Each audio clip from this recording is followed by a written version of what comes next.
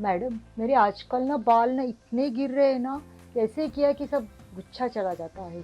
10-10 15-15 दिन भर, और इतने थिन हो गए हैं, ब्रिटल हो गए हैं, समझ में नहीं आ रहा है क्यों ऐसा हो रहा है। और मुझे फटीग, हमेशा थका थका लगता है, कुछ करने का मन ही नहीं करता है। और बालों से तो मैं इतनी परेशान हो गई कि सब इधर भी मेरे बाल थिन हो रहे।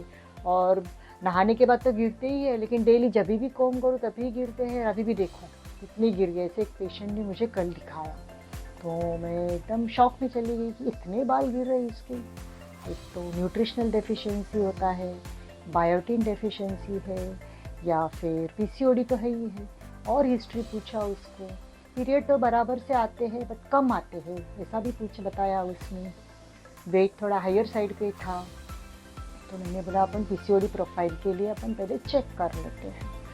तो वो सब मैंने चालू कर दिया। सोनोग्राफी करने के लिए बोला उसको, लाइफस्टाइल मॉडिफाई करने के लिए बोला, थायराइड, प्रोलैक्टिन, ये सब हार्मोन्स चेक करने के लिए बोला, एएमएच वगैरह, टेस्टोस्टेरोन, क्योंकि थोड़ा सा हेयर भी इधर आ रहे थे उसको। तो ये सब बोला है, लेकिन हेयर फॉल, वो मेन उसका कंसर्न था हेयर फॉल। मेरे हेयर इतने ज़्यादा क्यों झड़ रहे हैं। She was very young girl, 25-26 old. तो अभी शादी बाकी है। कभी कभी स्ट्रेसफुल कंडीशंस में भी होता है, but in PCOD PCS conditions में तो hair fall is one of the symptoms जिसमें पेशेंट अपने को कंप्लेन करके लेके आते हैं। तो इसमें अंडरलाइन कॉज अपने को फाइंड आउट करना है, लाइफस्टाइल पे मॉडिफाई करना है, प्लस सप्लीमेंट्स वगैरह, और हेयर का जो फिज़िकल ट्रीटमेंट अपन करते हैं। नहीं तो डायरेक्टली पेशेंट्स क्या करते हैं, स्किन डॉक्टर, ट्राइकोलॉजिस्ट, इनके पास जाते हैं।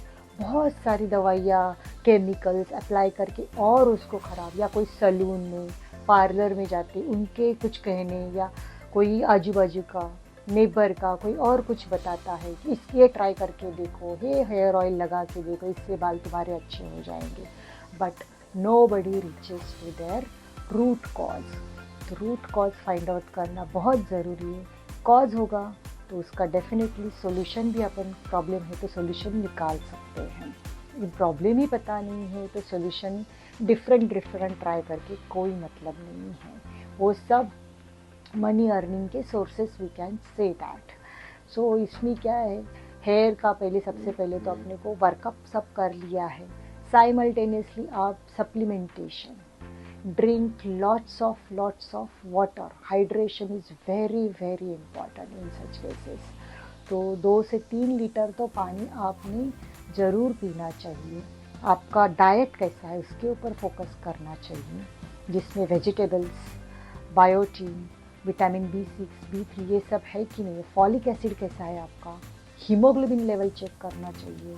हीमोग्लोबिन डेफिशिएंसी रहा तो भी ये प्रॉब्लम आ सकती है।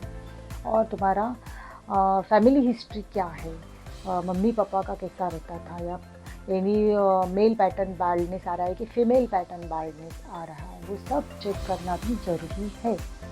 और जो अपन बाकी के बोलते हैं, once a week hair oiling करो, या फिर तुम्हारे विटामिन सब सप्लीमेंट्स कर रहे हैं, वो खा रहे हैं, इसके बाद कैसा ट्रीटमेंट हो रहा है।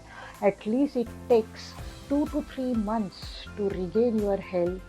सब ये सप्लीमेंटेशन के बाद उसका इफ़ेक्ट आने को टाइम लगता है। ये सब करने के बावजूद भी आपका हेयर फॉल हो रहा है, तो अपने को और कोई इंटरनल प्रॉब्लम है क्या, स्किन डॉक्टर के पास जाके अपन फाइंड आउट कर सकते हैं। या मिनॉक्सिडिल या ये सब ट्रीटमेंट, जो मेडिसिन है वो लेने की ज़रूरत है क्या, वो डिसाइड कर सकते हैं।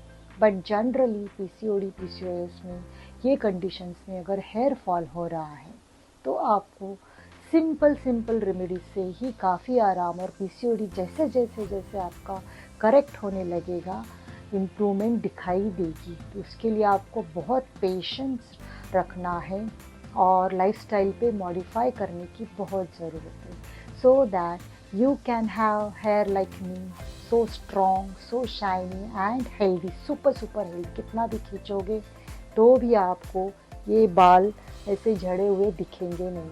आई wash my hair daily and there is hardly any hair fall. So और कोई टिप्स और ट्रिक्स मेरी तरफ से आपको टू प्रिवेंट हेयर फॉल चाहिए तो ज़रूर कांटेक्ट कीजिए. I will definitely on and off hair frequently can guide you on this issue. Thank you, Dr. Nanna.